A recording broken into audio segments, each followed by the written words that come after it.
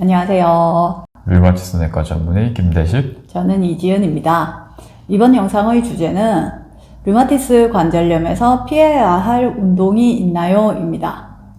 피해야 할 운동이라기보다는 피해야 할 노동이 아닐까 싶은데 그렇죠. 저희가 이제 일상생활을 하면서 어쩔 수 없이 관절을 안 쓸 수는 없는 겁니다.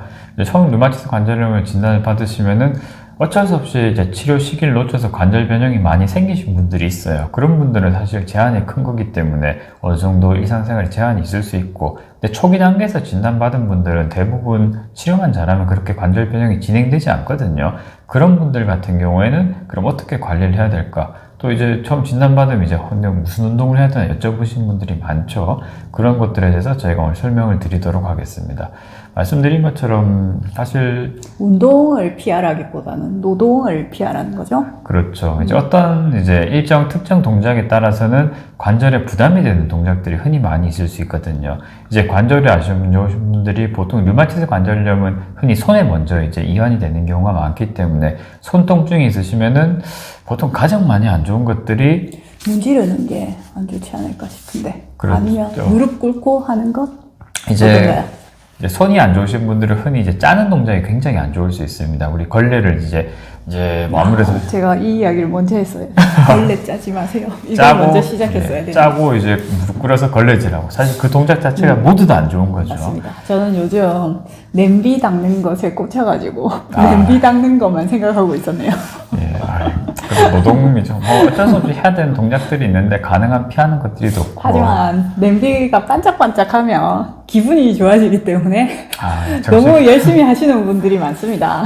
정신 건강에 도움이 될 수는 있겠지만 손 건강엔 좋지 않을 수 있어요. 그래서 흔히 이제 거래를 짜는 동작 이런 것들을 비트는 것 말씀하시죠? 그렇죠. 손목을 비트는 동작. 꽉 쥐고 비트는 동작 이런 것들이 관절에 부담이 많이 될 수 있거든요. 피하셔야 되고, 그 얘기는 이제 손빨래 같은 경우는 굉장히 좀 부담이 되죠. 잡고 꽉 쥐고 비틀어야 되고 짜야 되고 이런 것들이 부담이 많이 될 수 있기 때문에 작은 것이라도 특히 손 건강이 안 좋으신 분들은 걸레를 빨고 짠 동작 피하시는 게 좋습니다. 이제 걸레 빨고 짰으면은 또 닦아야 되는데 흔히 이제 또 류마티스 관절염 있으신 분들이 무릎에도 또 안 좋은 경우가 있거든요. 이거는 꼭 류마티스 관절염이 아니다 하더라도 흔히 퇴행성 관절염이라든지 그런 것 때문에 무릎 아프신 분들도 무릎을 꿇고 걸레질 하는 자세는 굉장히 안 좋아요. 쪼그리고 앉아서 하면 안 되나요? 그것도 굉장히 안 좋아요. 쭈그리는 자세, 무릎 꿇는 자세가 제가 무릎에 부하가 많이 되기 때문에 이거는 꼭 류마티스 관절염이 없으신 연세 드신 분들도 굉장히 좀 안 좋을 수 있거든요.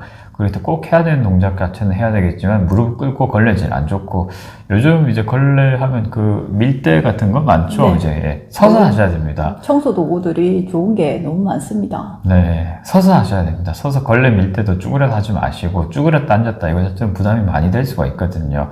그렇기 때문에 운동으로 이제 각도를 맞춰서 스쿼트 하는 정도는 이제 부담이 안 되는 선에서 할 수 있겠지만 네, 제대로 스쿼트를 하기가 쉽지 않잖아요.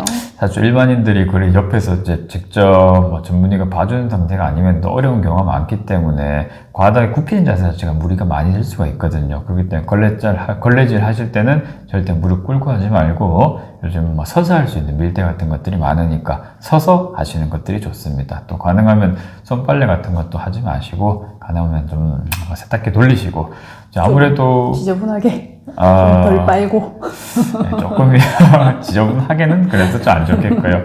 이제 아무래도 이제 류마티스 관절염 같은 경우에는 여성분들이 좀 더 많기 때문에 이런 경우는 아무래도 집에서 남편분들이라든지 아니 본인도 안 하시면서 무슨 말씀을 하십니까? 다른 가족분들이 좀 도움을 네, 주시면 좋을 것 가족의 같습니다. 도움이 필요한 건 맞죠?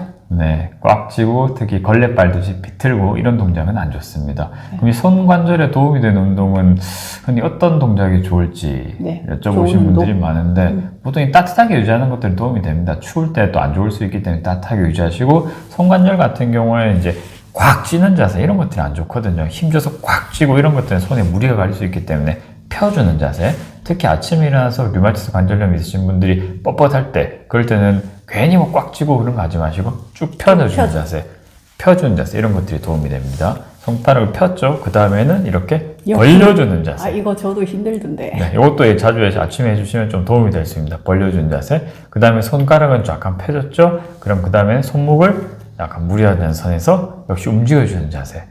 이것도 움직여주고, 그 다음에 이제 손 풀렸죠. 그 다음에 팔꿈치 같은 경우에도 풀어주고 위아래로. 네, 불편하신 경우에 아침에 특히 겨울철에 뻣뻣하고 할 때 이 정도 동작 해주고 진행. 이거 됩니까? 너무 뭐든지 무리하지 마세요. 이게 무게가 가해지면은 관절에 부담이 될 수가 있거든요. 그렇기 때문에 아침에 뻣뻣할 때는 이런 식으로 약간 풀어주고 이제 일상생활을 진행하시면은 크게 부담이 없을 것 같습니다. 천천히 근육으로 움직여 주시라는 거죠? 그렇죠. 뼈라든지 이제 인대에 직접 부담이 되는 것들은 좀 피하는 게 나을 것 같습니다. 그래서 걸레질은 무리하지 마세요. 손빨래도 무리하지 마시고. 네. 네, 이번 영상은 여기까지입니다.